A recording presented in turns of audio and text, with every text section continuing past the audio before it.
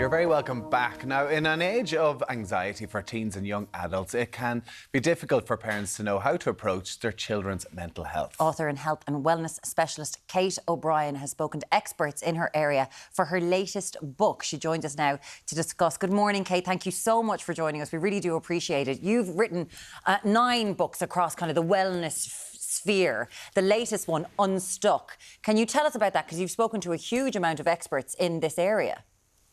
Yeah, and I just, to say up front, I'm not a mental health expert myself. I'm a qualified dietitian with an honours science degree, and I'm a yoga teacher, been practicing sort of yoga, very strong spiritual practice for close to 30 years. So, and through my years, I've interviewed so many people in this area, and just it all came together, I suppose, for me during the onset of the pandemic, and I could see the sadness in these young people's lives, and I could feel the distress in parents' lives, and not just parents, it's teachers, it's providers of care for young people as well. And that's what brought this book together, and it's just to try and help parents, help teachers, providers of care, and actually young adults themselves, because it features some younger people as well, just giving them hope for a better tomorrow and helping to collectively build the house of tomorrow.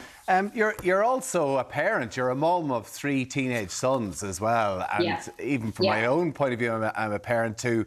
And listen, mental health is a huge issue in schools and young people at the minute, and for parents it's extremely hard to know what to say and how to deal with this. So is that why you have you had your own issue with your own parents, kids, and wondering how to say the right thing, ask them the right question? Yes, Tommy, absolutely. And that was, I think more importantly than any of my other qualifications, I think that being a parent of 3, I have 2 boys and a girl who, at the time of the eldest is now 24, then 22 and almost 17.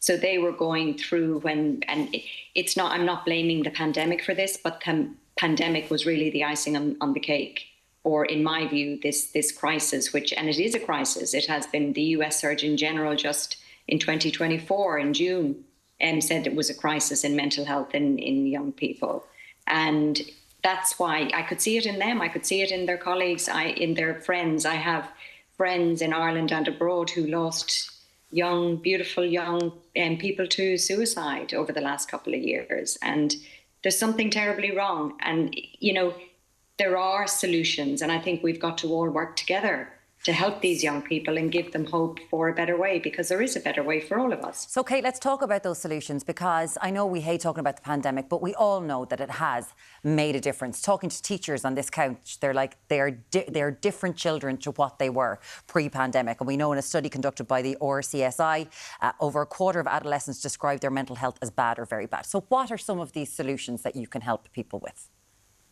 One of the things I feel really strongly about, which has come across in almost all of the chapters, the contributors to the book, there's 12, 13 people, all backgrounds from scientists to academics to wisdom holders and to therapists themselves and young activists. And one of the biggest messages for us as parents and teachers and providers of care is to really listen to our children. The ball starts with us, and we all think we listen to them, but often it's just lip service because we're so busy in our own lives. And for us, it's a matter of putting our own phones down and actually really, really tuning into our children and hearing them.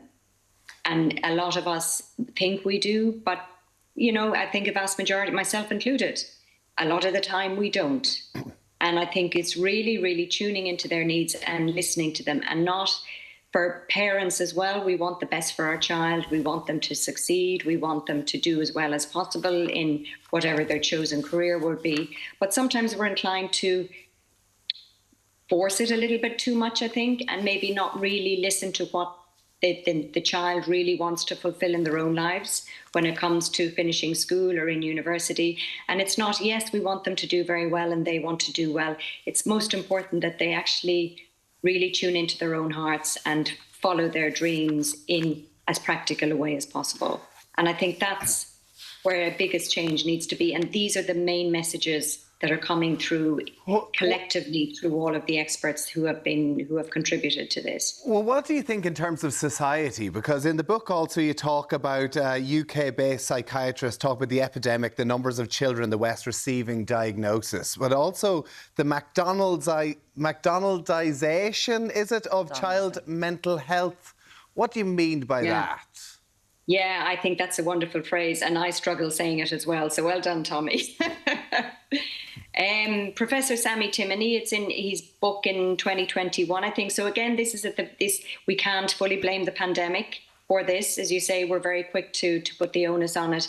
But I think that it's comparing the way it's about fast food and trying to deal with mental health in a fast way as well. Fast food, fast health, and finding quick fixes. And yes, a lot of young people and a lot of older people, we do need pharmaceuticals to help with mental health, be it anxiety, depression. But he believes that they are being overprescribed and that it's really just a fast fix for a problem that can be helped, can be dealt with, but often takes longer. And I think it's a really good way of referring to it. And that is a huge problem, huge problem. It is, and unfortunately in Ireland we all know that with the CAMHS system we just do not have the staff, and there are so many issues there. So again, it does come back to in the home and actually trying to help everyone who's in there. And there is a chapter in the book that discusses the interconnectedness between the generations. So do you think that there is a gap between the generations and their understanding of mental health then, Kate? Yes, I do. I think while society we're more open to it now, and as we know in Ireland for many, many years, it was not even talked about, and we are very open to it now. And young people are much more open about their mental health, which is fantastic to see, and they speak with their friends about it. And, you know, it's not something that's sort of closed away, which in our time it was. So I think it is changing, and it is changing for the better. But I think as parents and providers of care, again, it's important that we are more open with our children about it, and they can feel that they can speak to us more openly as well, that we are going to listen.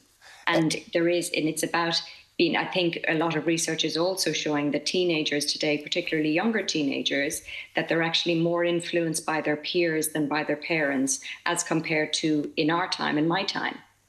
You know, where our parents really did have more influence on our lives throughout our teenage years. More and more now, it's peers. And if you have a child who's mixing with peers who are not influencing them in a way that will better their own health, that's when you're really coming to more problems. How difficult a situation, how much is this now back, particularly on the parents, maybe even the teachers? Because when I was just reading in the paper this week, Professor Patricia Casey talking about the reduced funding in the mental health services in Ireland. Psychiatry she is urging the government to put more money into psychiatry because of the mental health issues in this country. And unfortunately, people who are not able to afford it are not able to get the services.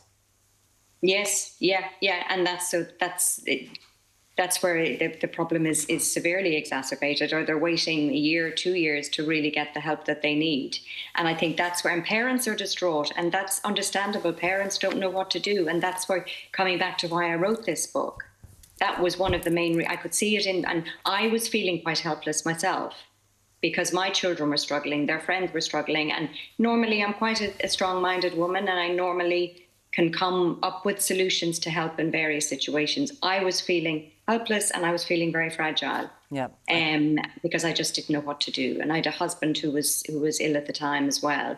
And it's as a parent, you can feel so helpless. So this book again it just has some practical solutions. It's not a prescription, because everybody's different. But I have brought together the experts and it's told through story. I really strongly believe in the power of story to help other people. And it's all told through people's own stories. It's lovely. The book is called Unstuck. Author Kate O'Brien. Thank you so much for joining us this morning. We really appreciate it. Thank you. Thanks a million. Lots more to come on Ireland AM.